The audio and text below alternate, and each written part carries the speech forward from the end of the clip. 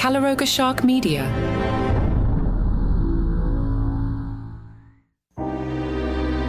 Hello and welcome to Murder Weekly. This episode is titled Shadows of All Hallows Part 2, Ghosts of the Past.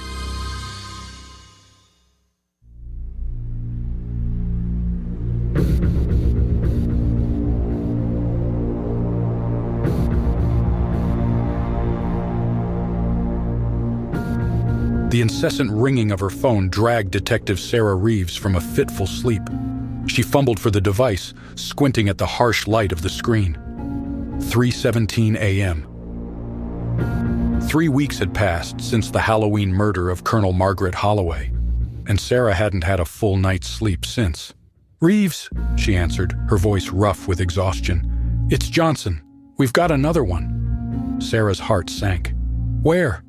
"The old Westbrook Military Academy. You're gonna want to see this, Detective." 20 minutes later, Sarah's sedan crunched over gravel as she pulled up to the abandoned academy. The place had been shut down a decade ago after a scandal involving the commandant, but Sarah couldn't remember the details. Yellow crime scene tape fluttered in the chilly November breeze, and floodlights cast long shadows across the overgrown parade ground. Officer Johnson met her at the tape, his young face pale in the harsh light. "It's in the commandant's office," he said, leading the way. "And Detective, it's like the Halloween scene, but different."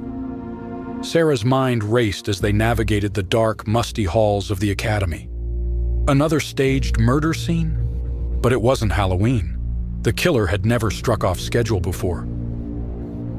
The commandant's office was a time capsule of military precision, seemingly untouched since the day the academy closed. And there, sprawled across the massive oak desk, was the body of a man in his 60s, his unseeing eyes staring at the ceiling. Sarah's breath caught in her throat. The staging was unmistakable. A jack-o'-lantern, military memorabilia arranged with meticulous care. But there were differences too. The pumpkin's face was carved into a screaming visage, and instead of 13 objects, there were 12. "Oh God," Sarah whispered. "He's counting down." As she approached the desk, her eyes caught something else. A framed photograph lay face up on the victim's chest. Sarah leaned in for a closer look and felt the blood drain from her face. It was a group photo of young cadets, and there in the front row was a face she knew all too well. Her former partner, David Chen, missing for 3 years and presumed dead. Sarah's mind reeled. What was David's connection to all this, and why show her now? A glint of metal caught her eye. With gloved hands, she carefully pried open the victim's clenched fist. Another microchip, identical to the one found with Colonel Holloway. "Johnson, get me everything we have on this victim. And I mean everything. Military records, financials, parking tickets. I want to know what he had for breakfast 10 years ago." As Johnson hurried off, Sarah's phone buzzed. A text from an unknown number. "The past never stays buried, Detective. Dig too deep and you might not like what you unearth." Sarah's jaw clenched. The killer was watching, always one step ahead. But why? What was the end game? She turned back to the crime scene, her trained eye taking in every detail. And that's when she saw it. A small safe, hidden behind a painting of the academy grounds. The door was ajar. Inside, Sarah found a single manila folder. Her hands trembled as she opened it, revealing a stack of old photographs and documents. The top photo showed a group of men in military uniforms, standing in front of a nondescript building. Sarah recognized the victim, looking much younger, and there in the background was a face that made her blood run cold. William Chambers, the original Halloween killer, the man she and David had put away 3 years ago. But this photo was old, at least 20 years old, which meant Chambers and the victim knew each other long before the killing started. As Sarah flipped through the documents, a narrative began to emerge. Code names, project titles, redacted mission reports. This was big, much bigger than a serial killer case. Whatever Chambers had been involved in, it went deep into the heart of military operations. Sarah's phone rang, startling her. It was Buchanan.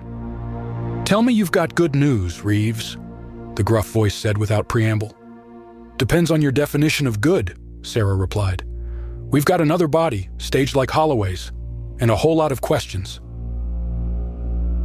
She filled Buchanan in on the details, her mind working overtime to connect the dots. "Listen, Book," she said finally. "I think we need to talk to Chambers." There was a long pause on the other end. "You know that's impossible, Sarah. After what happened last time, I know. But he's the key to all this. I can feel it." Buchanan sighed heavily. "I'll see what I can do. But Sarah, be careful. You're poking a hornet's nest here." As she hung up, Sarah felt the weight of the case pressing down on her. Whatever was going on, it was clear that the murders were just the tip of the iceberg. There was a conspiracy here, one that reached back decades and involved people in the highest echelons of power. And somehow, her missing partner was caught in the middle of it all.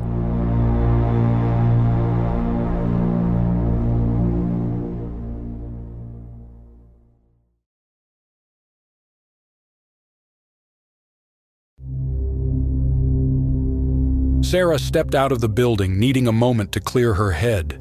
The eastern sky was just beginning to lighten, promising another day of unanswered questions and mounting danger.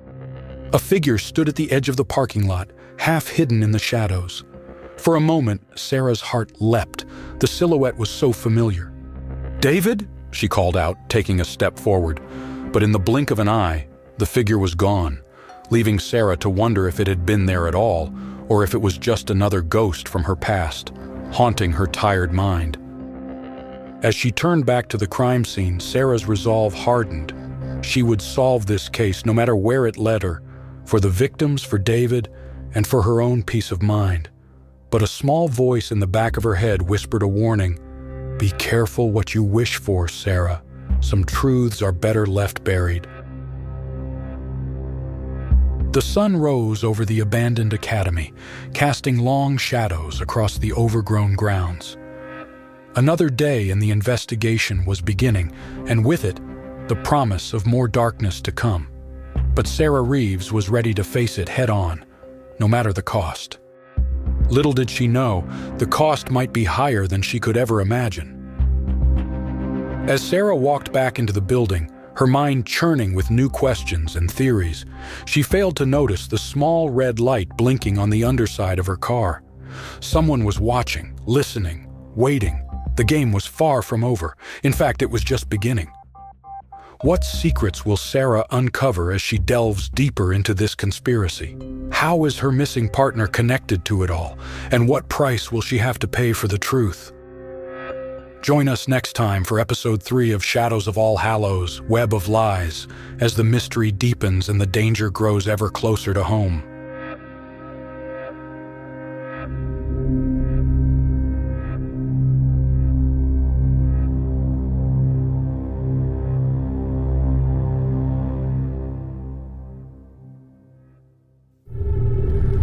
Murder Weekly is a Calaroga Shark media production.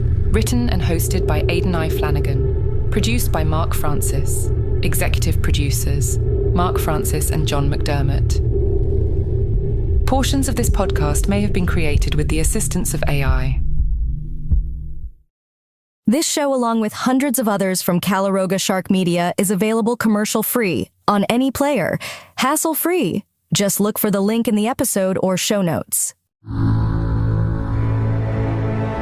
Calaroga Shark Media.